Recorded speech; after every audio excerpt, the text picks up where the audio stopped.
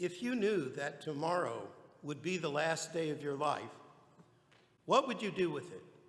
How would you spend your final hours? The Torah actually tells us something about the last day of Moses' life. An 18th century Turkish Rabbi Yaakov Kuli noted that on Moses' 120th birthday, he dedicated that day to the needs of his community, visiting each of the tribes and offering words of encouragement. And Rabbi Kuli wrote, "This is the way of the righteous, who set aside their own pain and engage in the needs of the community. This is also how Moses acted. He left aside the anguish over his own impending death and worried about the needs of Israel." Even on the very last day of his life, Moses devoted himself completely to those around him.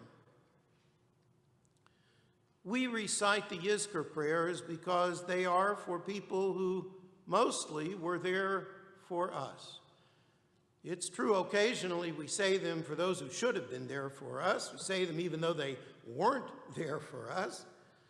But I would venture a guess that most of our parents and near relatives were more there for us than not. And it's a reminder for us that we too must be there for our loved ones, and that if we're not, they're not really loved. We want them to live with our love and to remember us with love. As many of you know, I generally speak about Israel and our relationship to it on Yom Kippur. Israel is like a brother or sister to many American Jews. Now, unless you're an only child, you know exactly how sibling relationships can be. Some of them are very close. Sometimes there's affection, but there's physical distance, which makes it difficult to renew the rapport. Sometimes there's not so much affection. And occasionally, unfortunately, there's cutoff, where because of hostility or outright abuse, one or both siblings have decided not to maintain a relationship.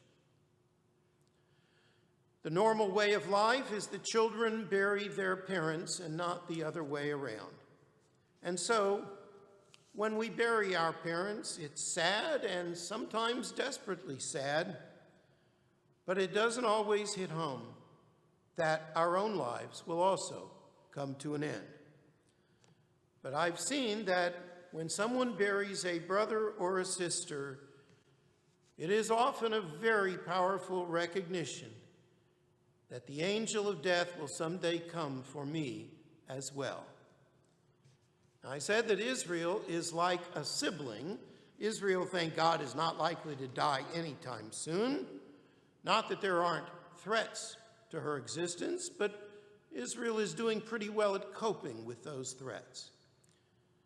But if we do think of Israel and American Jewry as siblings, sometimes with our differences, but still deeply connected, we have to work a little harder to think through what the relationship means to us and what we need to put into it.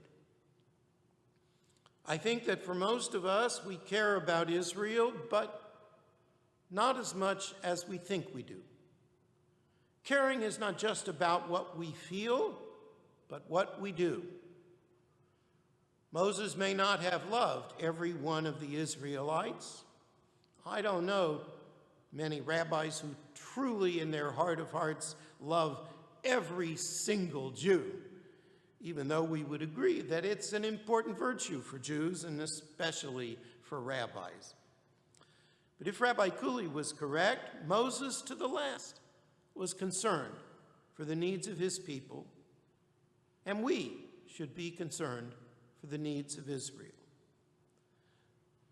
Like everyone here, Israel is dealing with the coronavirus, and it is much more challenging than for most of us. Israel is less suburban than we are. Israel is a land of 9 million people, most of whom live in a relatively small urban area. And there is also a substantial ultra-Orthodox population which has often been resistant to social distancing, even when their own rabbis have called for it. Over 50,000 people in Israel are currently ill with coronavirus, 1,300 are hospitalized, and over 1,100 have died. As you know, for a long time, we here in Houston were worried about overwhelming the medical center and other hospitals dealing with the virus. In Israel, there is a growing shortage of medical manpower. As of last week, over 3,100 medical personnel were in isolation at home after being exposed to a coronavirus patient, and over 1,000 have been confirmed as being infected. It is too soon to tell what kind of effect the current lockdown will have on the numbers in Israel. And just as we here in America have differences of opinion about how far our government should go and even about cooperation with civil authorities, Israel has those differences too. But the consequences can be even more pronounced in Israel than they are for most of us. And the current closure will have a marked economic effect, just as our closures have. Schools, which opened at the beginning of the month, are closed again. Even the public sector is operating under tight limitations, and most people are restricted to within 500 meters of their homes, or less than a third of a mile. The lockdown during the holiday period will probably have less economic effect than it would otherwise. Aside from the effect on synagogue communities, it means there will be fewer large family gatherings.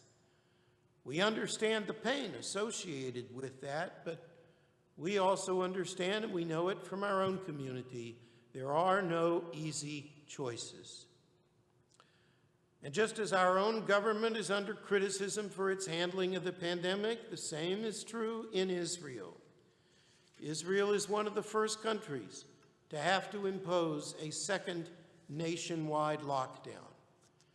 And earlier attempts to impose lesser restrictions were delayed and watered down by the demands of different groups, and that is why Israel finally did what it did. There were similar discussions in our synagogues here in Houston about what to do. Some of you who wanted to come to the synagogue today did not have the opportunity to do so, and I'm sad about that. But responsible leaders try to take responsible measures to preserve life and health. And I am grateful that our members, by and large, have been totally cooperative, given the choices we have under the conditions we face. You all know the saying, 2 Jews, 3 opinions. In the synagogue, we understand it, and in Israel, it's the norm. There is, of course, good news from Israel, the new peace agreements with the United Arab Emirates and Bahrain.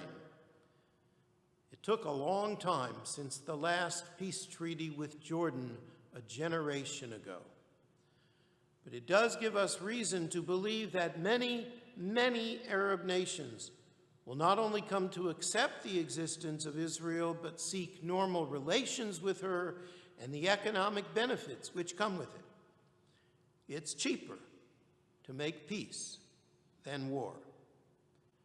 And with Israel, those Arab nations often have a common enemy, Iran. I think it takes a lot of training and propaganda to make someone choose Iran as an ally over Israel.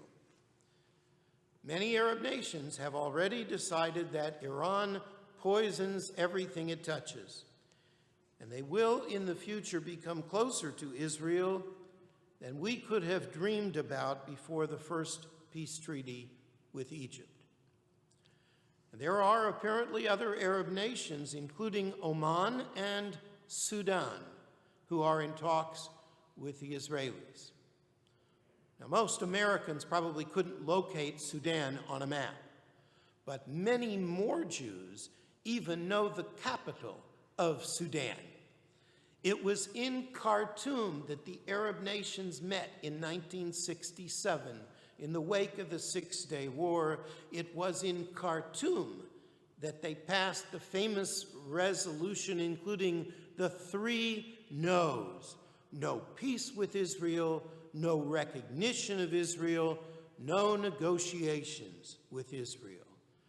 And this was after Israel had offered, within a few days after the Six-Day War, to give up Sinai and Golan in exchange for a peace agreement. And now the language of Khartoum is moving away from no. I'm glad that the Trump administration encouraged this opportunity for peace, but it never would have happened unless the Arab countries came to see it as an opportunity and to see Palestinian rejectionism as a failure. In fact, it's been coming for years. Many of them have been quietly and discreetly cooperating with Israel on a number of issues. I think Israel's ambassador to the United States, Ron Dermer, was right when he said that many diplomats subscribe to the theory that you would only get results in the Arab world if you created daylight, space between the United States and Israel. But these treaties are happening after the United States recognized Jerusalem as Israel's capital, after we recognized Israel's sovereignty over the Golan Heights, and after they put forward a peace plan that Israel could live with. And after each of these things, people said, oh, this will destroy the possibility of peace with anybody. And here we are, progress defying the conventional wisdom.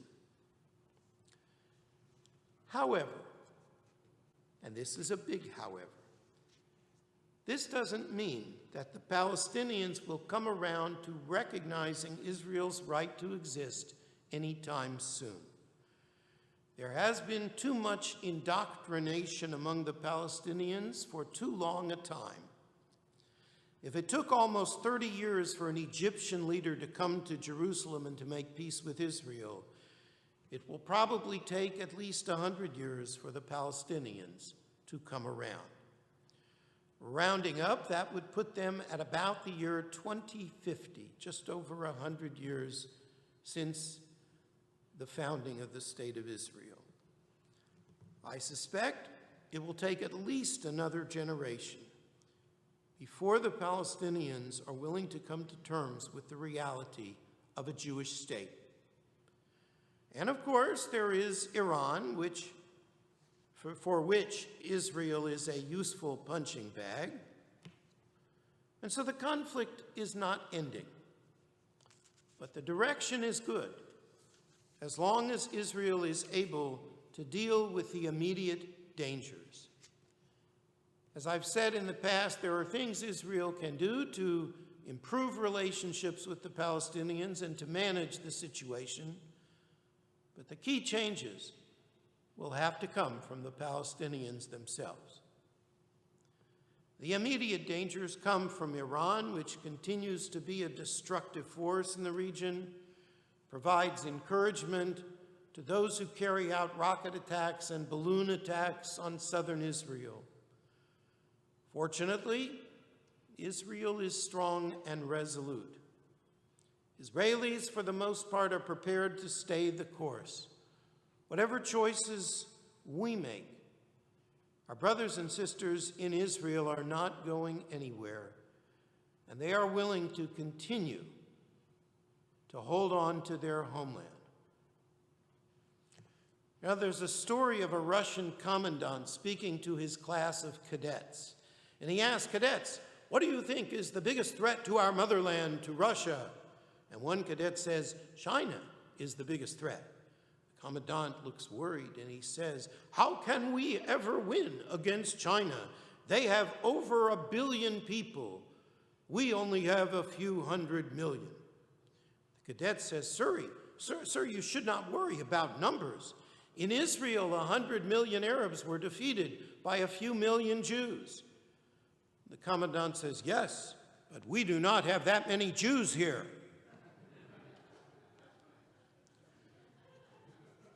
Jews will do what has to be done to protect their homeland. But you know, whatever we believe about the faith of Islam, there's something profound we can learn from it. Islam means submission to God. And every Muslim must submit to God and follow 5 fundamental laws, the 5 pillars of the Islamic faith.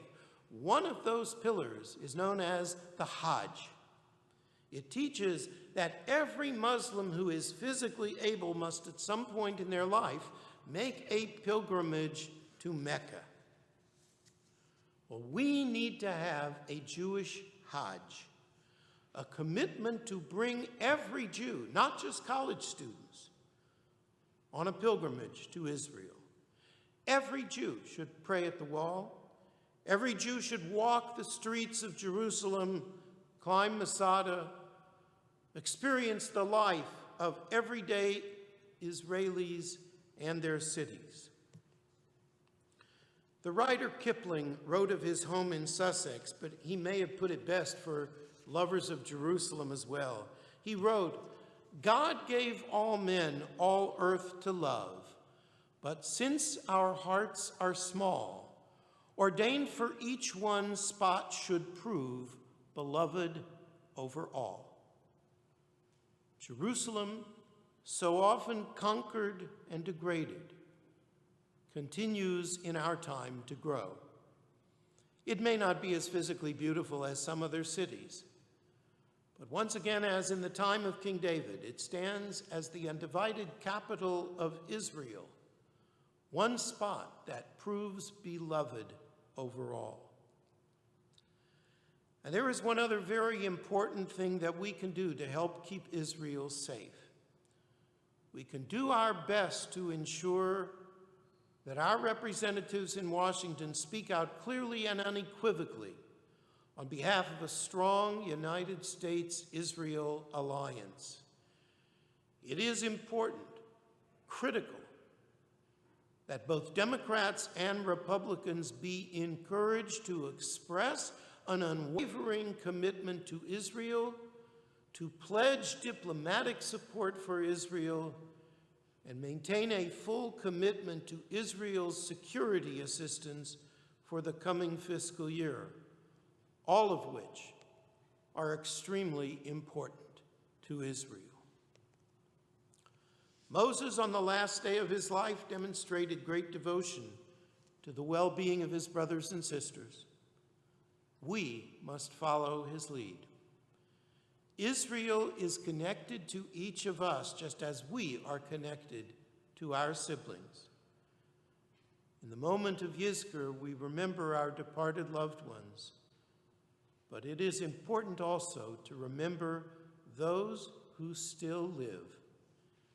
And the continued existence of Israel reminds us, Am Yisrael Chai, the people of Israel still live. Amen.